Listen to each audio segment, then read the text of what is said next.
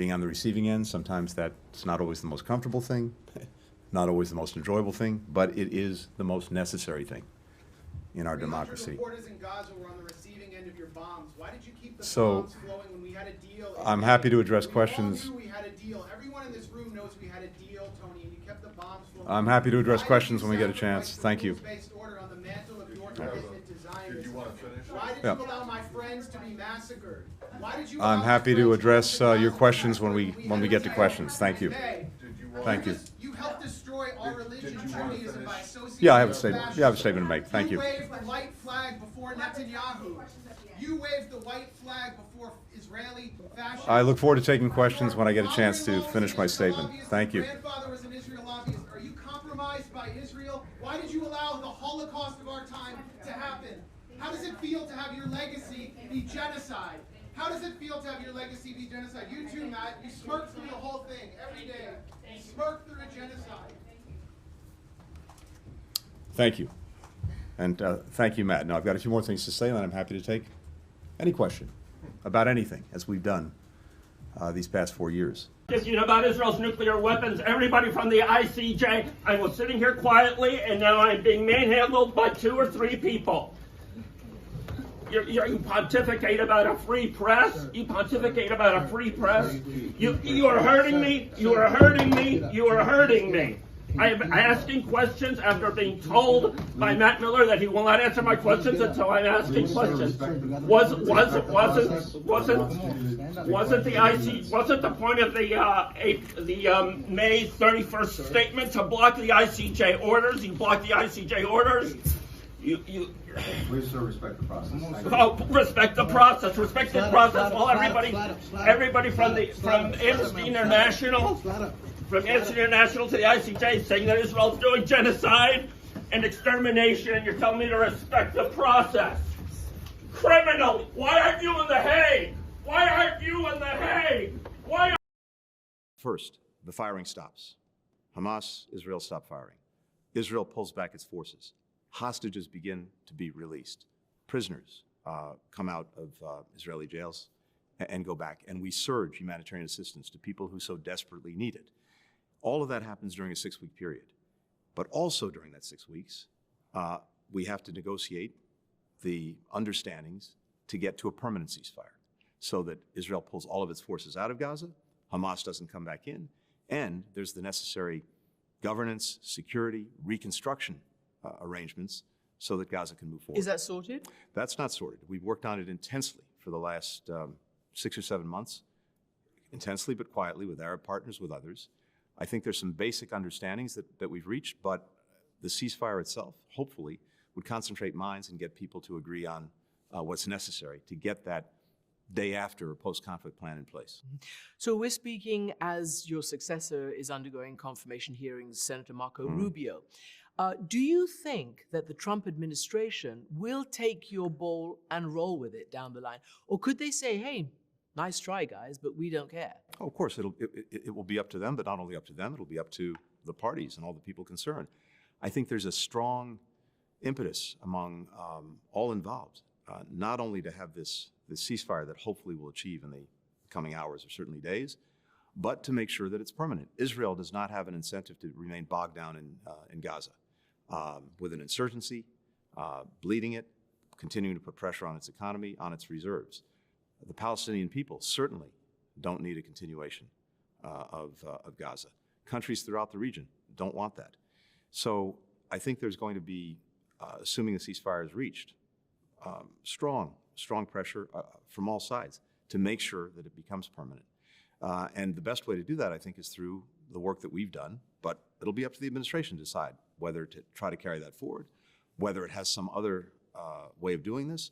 The most important thing, though, is get the ceasefire, make it permanent. I don't know whether you agree, but many analysts are saying that actually Trump's arrival has jump-started this and has focused people's mind and at least got this ceasefire to be serious. As you say, it's something that the president planned back in May and et cetera. There are people like a very prominent Israeli hostage negotiator who says, this is not a great deal, this interim one. It's only about 30 hostages. Many have died in the interim since May. that it could have been done much earlier. And I know USG blames Hamas for its role in delaying. But I don't know whether you saw what Itamar Ben-Gvir said to the Times of Israel just over the last couple of days. He basically said that me and Smotrich have successfully prevented any ceasefire deals for the last year, and we still want to prevent this one. How do you react to that? And are you willing to agree that also Israel has held up what could have been the Biden ceasefire, which could have saved many lives many months ago? So should this have happened months ago? Yes. Could it have happened months ago? Yes. Were there occasions when each side did things that made it more difficult to get this over the finish line? Yes, including Israel. But predominantly, it's been Hamas. And certainly in the last few months, Hamas had refused to engage. We finally got it to re-engage. And in these last weeks in particular, Hamas has been the party that's held back on finally getting to yes, but we've managed to push to a point where, as I said, we're on the brink. Look, I think what the basic dynamic has been this.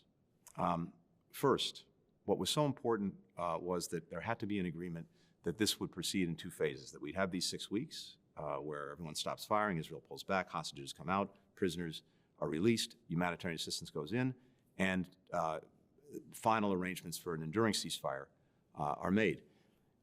For months, Hamas wouldn't accept that. The president went forward, went public in May, very end of May, early June, with a detailed proposal for that.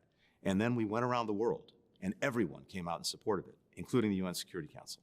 And at that point, Hamas was isolated, and it signed on to that framework. And ever since, as I said, we've been working to implement it, to get the final arrangements. But there have been two dynamics that have really, I think, held things back more than anything else. One, Hamas was hoping that the cavalry would come to the rescue, that it would get a wider war with Lebanon and Hezbollah, with Iran.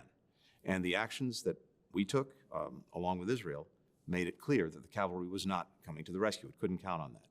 Second, it hoped that by holding back, pressure would just mount on Israel to give in and to accede to the terms of a ceasefire hostage deal on Hamas's terms. And there again, that hasn't happened. So I think as we look at it, as we've seen it, yes, have there been moments when things have happened on one side or the other that have made it harder to get it over the line? Yes, but fundamentally, it's been Hamas, but now we're at the point where hopefully Hamas sees that the only way forward is through the ceasefire. Just finally on this issue, Ben-Gvir and his ilk, they are extremist firebrands that even the US has sanctioned in the past. They want settlements. They say that they want to stay in Gaza. Yeah. The infrastructure that the IDF is creating in Gaza points to a permanent stay there in some parts. Are you sure, is USG sure that Israel will pull out, or that it will stay for, I don't know, months, years afterwards? What I can tell you is this, Christian. First, it's our policy, and it's been our policy very clearly, including principles that I laid out months ago at the very beginning of the conflict in Tokyo, that there can't be a permanent occupation of Gaza, that Israel has to pull out, that the territory of Gaza shouldn't be changed, and of course it obviously can't be run by Hamas or used as a base of terrorism. The ceasefire deal itself requires the Israeli forces to pull back, and then, assuming you get to a permanent ceasefire, to pull out entirely. But that's what's so critical about this post-conflict plan, the need to come to an agreement on its arrangements, because there has to be something in place that gives Israelis the confidence that they can pull out permanently and not have Hamas fill back in and not have a repeat of the last, really, decade